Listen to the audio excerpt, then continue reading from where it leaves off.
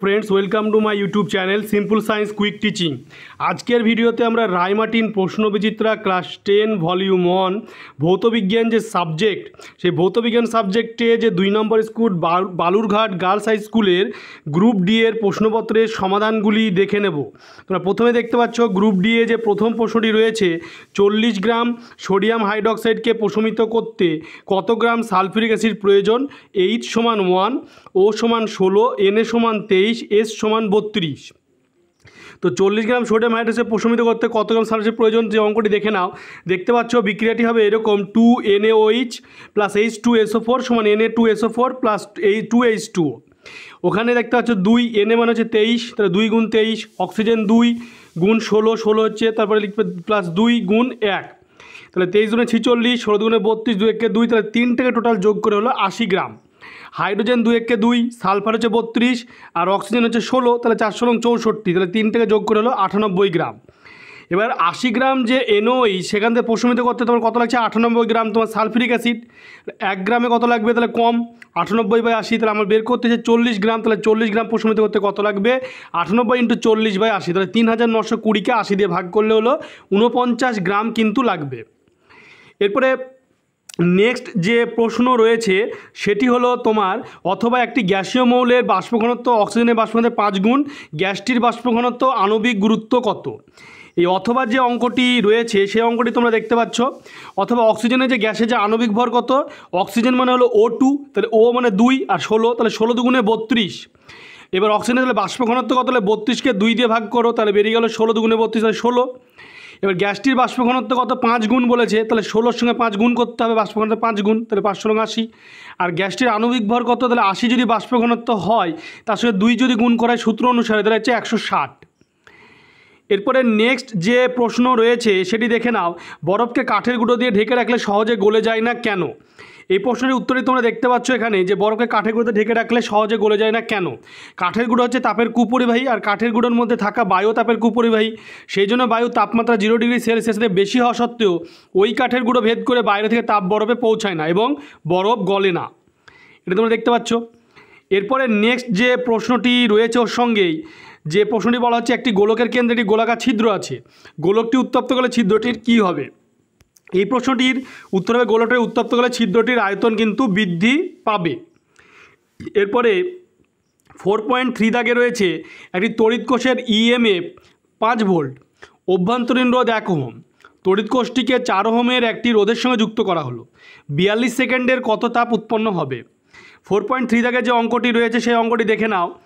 দেখতে পাচ্ছ অঙ্কটি যে EMF সমান হলো 5 ভোল্ট দেওয়া আছে অঙ্কে, আর সমান দেওয়া আছে 1 ওহম, বড় হাতের আর সমান যেটি দেওয়া আছে সেটি হচ্ছে 4 ওহম, এবং টি সমান দেওয়া আছে 42 সেকেন্ড, এবং এইচ সমান কত। তার আগে তোমাকে আই সমান বের করতে হবে, তাহলে আই সমান ই মানে EMF যেটি তড়িৎচালক বল বাই আর প্লাস 4, তাহলে অভ্যন্তরীণ রোধ এবং একটা হচ্ছে রোধ আছে, তাহলে ওখানে 4 + 1 যোগ করে দিলে এবং 5 হচ্ছে ওপরে বসে গেল, আর 4 + 1 5/5 কাটলে 1 ওহম হয়ে গেল তোমার তড়িৎ প্রবাহ মাত্রা। এবার এটাকে তোমার তাপ উৎপন্ন জুলের সূত্র হিসেবে বের করতে হবে, এইচ সমান I² + RT × RT। I² মানে 1 স্কোয়ার প্লাস ইন্টু হচ্ছে আর মানে হচ্ছে রোধ হচ্ছে 4 ওহম, আর ইন্টু টি মানে হচ্ছে 42 সেকেন্ড, গুণ করলে আমরা পাচ্ছি 168 উৎপন্ন তাপ। এরপরে 4.3 দাগে যে অঙ্কটি হয়ে যাওয়ার পরেই তোমরা দেখতে পাবে যে লেখা আছে যে গ্যাসপূর্ণ বাতিতে কোন গ্যাস ব্যবহৃত। গ্যাসপূর্ণ বাতিতে ব্যবহৃত হচ্ছে তোমার নিষ্ক্রিয় গ্যাস, হিলিয়াম, নিয়ন, আর্গন, ক্রিপ্টন, জেনন, রেডিয়েশন, নিষ্ক্রিয় যে গ্যাসগুলি রয়েছে সেগুলি ব্যবহৃত হয়। ওখানে একটা অঙ্ক রয়েছে 6 ওহম রোধ বিশিষ্ট একটি পরিবাহী দুই প্রান্তে বিভব প্রভেদ 36 ভোল্ট হলে ওই পরিবাহীতে উৎপন্ন তড়িৎ প্রবাহ নির্ণয় করো। এখানে পরিবাহী রোধ হচ্ছে 6 ওহম আর পরিবাহী প্রান্তদের বিভব প্রভেদ মানে V সমান 36 ভোল্ট, আর পরিবাহীর প্রবাহ মাত্রা নির্ণয় করতে হচ্ছে I, তাহলে পরিবাহীর প্রবাহ মাত্রা I সমান কি V/R, 36/6, তাহলে 6 ওহম 6 অ্যাম্পিয়ার। এরপরে নেক্সট যে প্রশ্ন রয়েছে ফ্যারাডের সূত্র বিবৃত করার কোন যন্ত্রের সাথে AC থেকে DCতে রূপান্তর করা হয়। ফ্যারাডের সূত্রটি দেখতে পাচ্ছ, দুটি সূত্র রয়েছে, প্রথম সূত্র এবং দ্বিতীয় সূত্র। প্রথম সূত্রে বলা আছে কোনো কুণ্ডলীর মধ্যে দিয়ে অতিক্রান্ত চৌম্বক প্রবাহের পরিবর্তন ঘটলে কুণ্ডলীতে একটি তড়িৎচালক বল আবিষ্ট হয় এবং যতক্ষণ চৌম্বক প্রবাহের পরিবর্তন ঘটে ততক্ষণই আবিষ্ট তড়িৎচালক বল স্থায়ী হয়। দুটি সূত্র রয়েছে, কোনো কুণ্ডলীতে আবিষ্ট তড়িৎচালক বলের মান কুণ্ডলীর মধ্যে দিয়ে অতিক্রান্ত চৌম্বক প্রবাহের পরিবর্তনের হারের সমানুপাতিক। আর কোন যন্ত্রের সাথে এসি থেকে ডিসি হচ্ছে সেটা হচ্ছে রেকটিফায়ার যন্ত্রের সাহায্যে এসি থেকে ডিসিতে রূপান্তরিত করা হয়। এরপরে নেক্সট যে প্রশ্ন রয়েছে 4.5 দাগে কপার তড়িৎদ্বারের সাহায্যে কপার সালফেটের জলীয় দ্রবণের তড়িৎ বিশ্লেষণে ক্যাথোড ও অ্যানোডের সংগঠিত বিক্রিয়া দুটি লেখো। ক্যাথোডে বিক্রিয়া যেটি রয়েছে Cu2+, সেখানে দুটো ইলেকট্রনই হচ্ছে, তাহলে CuS। আর অ্যানোডে কী হচ্ছে Cu থেকে Cu2+ থেকে 2e হচ্ছে অ্যানোডের বিক্রিয়া। এবং সেখানে বলা আছে এক্ষেত্রে কোন তড়িৎদ্বারের ক্ষয় হয়, এক্ষেত্রে অ্যানোড তড়িৎদ্বারের কিন্তু ক্ষয় হয়। এরপরে নেক্সট যে প্রশ্ন রয়েছে 4.5 দাগের এই অথবাতে ধাতুর মধ্যে দিয়ে তড়িৎ প্রবাহ এবং তড়িৎ বিশ্লেষণের মধ্যে দিয়ে তড়িৎ প্রবাহের দুটি পার্থক্য লেখো।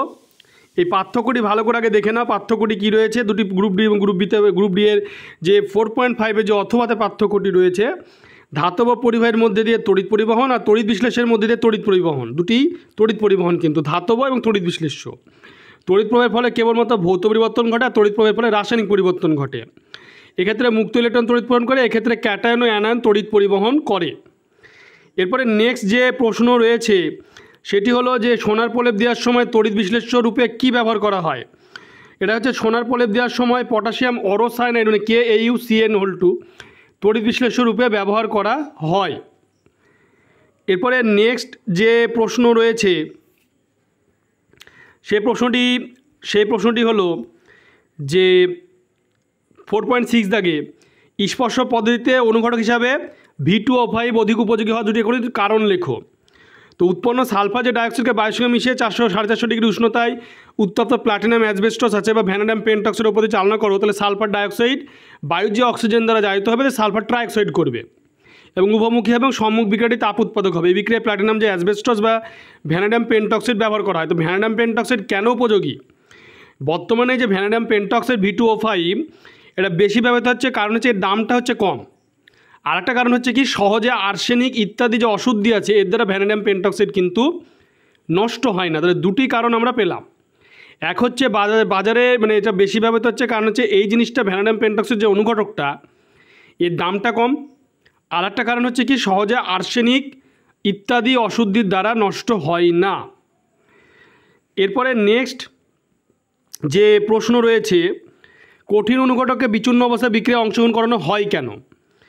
এই প্রশ্নটির উত্তর হলো যে কারণ গুঁড়ো করলে অনুঘটকের ক্ষেত্রফল বাড়ে আর কঠিনের উপরতলে যত বেশি সংখ্যক অণু পরমাণু বা আয়ন বিক্রিয়ার সুযোগ পায় বিক্রিয়া তত ঘটে তত তাড়াতাড়ি, অনুঘটকের কাজও ঘটে তাড়াতাড়ি। তাই রাসায়নিক কারখানায় কঠিন যে অনুঘটক ব্যবহার করলে তা সূক্ষ্ম গুঁড়ো বা সরু তারজালি আকারে রাখা হয়। তোমরা ভিডিওটি বেশি করে শেয়ার করবে এবং চ্যানেলটিকে অবশ্যই সাবস্ক্রাইব পাশে বেল আইকনটা তোমরা প্রেস করবে, পরবর্তী ভিডিও নোটিফিকেশন পৌঁছে যায়। এবং গ্রুপ ডি এর প্রশ্নের উত্তর পাওয়ার জন্য তোমরা অবশ্যই চ্যানেলটিকে সাবস্ক্রাইব করে রাখবে এবং তোমাদের যদি গ্রুপ ডি এর প্রশ্নের উত্তরের আরও প্রয়োজন পড়ে তোমরা আমাকে কমেন্ট করেও জানাতে পারো।